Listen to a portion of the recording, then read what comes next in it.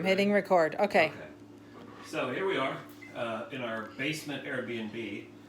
Which is a meat locker. It is a meat locker. You may notice that it is the end of July and I'm wearing a hoodie and essentially sweatpants because for some reason this Airbnb it's a meat locker. It's very cold in here. Yep. So to warm ourselves up, Mary found a new gin to try.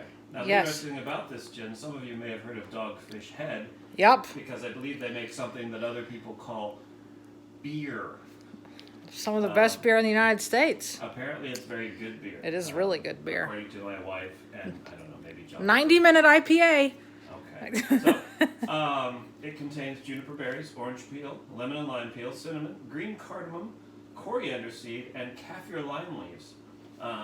It smells really good. Mm-hmm. I've never had this before. We're going to use it in gin and tonics, but I wanted to try it by itself first, so I could try and maybe, hopefully, explain to you what it might. And this is completely unedited. Matt has never had this gin before. Never.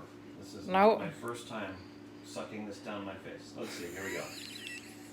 It smells good. It smells very aromatic. Has kind of a almost a savory smell to it underneath all the aromatics. Let's see.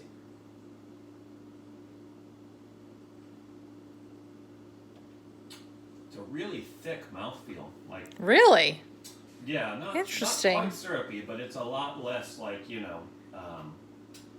almost feels almost like a schnapps. That's interesting. It does not taste like a schnapps. Thankfully. It tastes like good gin. I get a lot of citrus. It kind of builds up against the roof of your mouth. How's the juniper, which is the thing that people are like, ugh, about gin?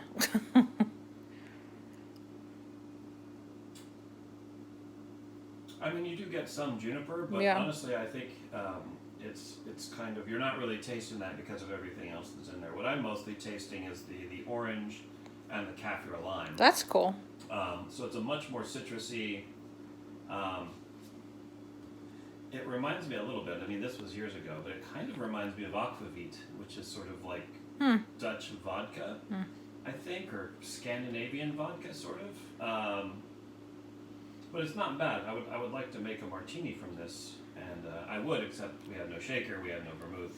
Well, your shaker is here. You'd need vermouth. Oh, yes, we need. We shipped the shaker. Oh, that's right, we did bring We had determined that was an essential kitchen item. It is essential kitchen item. Yeah, I think this would make a good martini. Obviously, I think it's going to make a really good gin and tonic because of all the citrus and other aromatics in there. So I chose wisely. Yeah, the mouthfeel is really interesting. Like I said, it's the most, I mean, for me, one of the most interesting things about it is how almost like syrupy it is. I mean, obviously, it's not syrupy, but definitely a lot thicker feeling than a lot of the gin. I wonder, I didn't tell you this because I just read about it yesterday and I didn't tell you, but they actually, so they distill vodka with some of the products that they use to make their beer, and I wonder if that is where the mouthfeel comes from, something about the vodka that they produce. Could be. So that's the base spirit that they use to make the gin.